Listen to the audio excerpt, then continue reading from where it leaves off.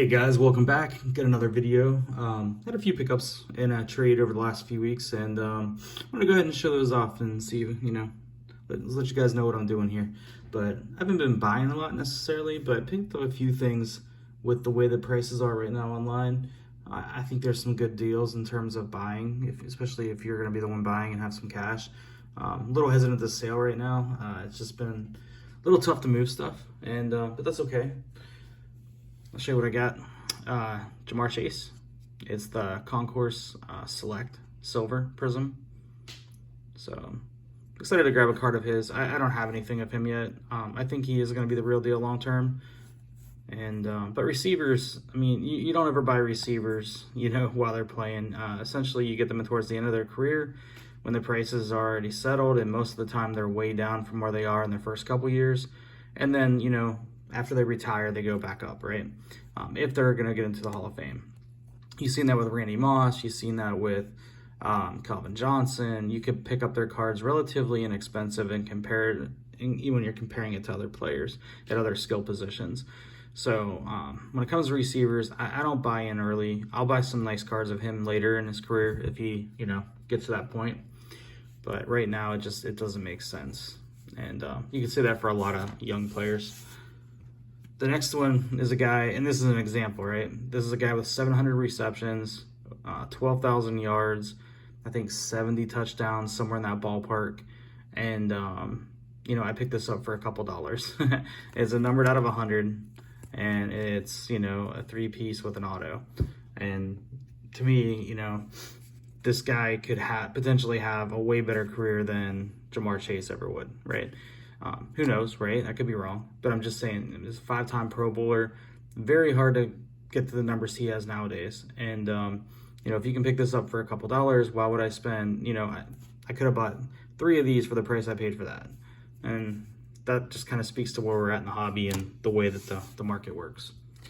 Same thing for this guy, right? He's over 10,000 receiving yards and had a fantastic career when you look at it from a numbers perspective. Will he get in the Hall of Fame? No, probably not, right?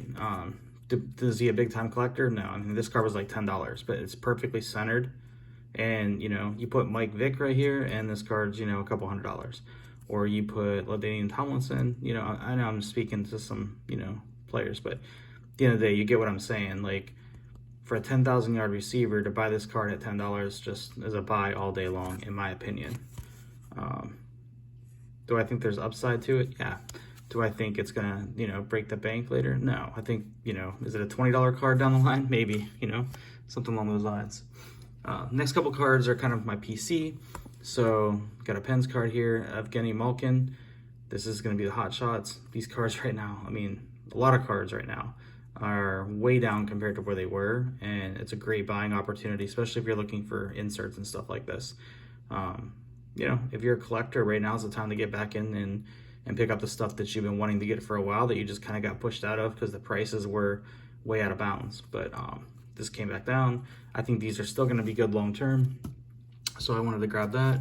And the same thing with this one here. So this is going to be the Jambalaya. This is the EX metal version. You can see back here. Super clean card. Love the throwback jersey. The depth on the card is so much better in person than you can get on camera or even in a picture. Sorry, the lighting's just not the best. But it has some deep sparkle in it and just looks really, really cool. Kind of like a stained glass in the background.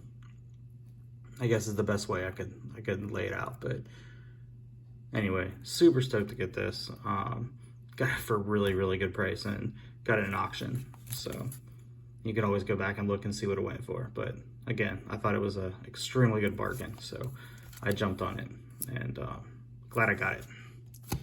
The next card was a trade. So we had a card show here, which I missed because my son had baseball.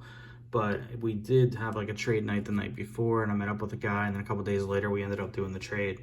But he had this sitting around, and it was a John Elway, Brett Favre, 2 of my favorite quarterbacks, out of 25, you see there. Both sticker autos, but super nice autos, all on sticker.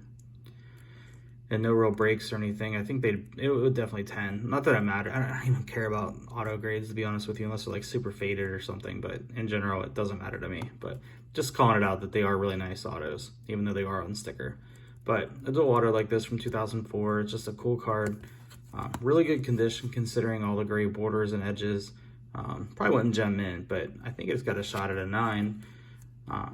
Could be wrong, you never know. But super cool card.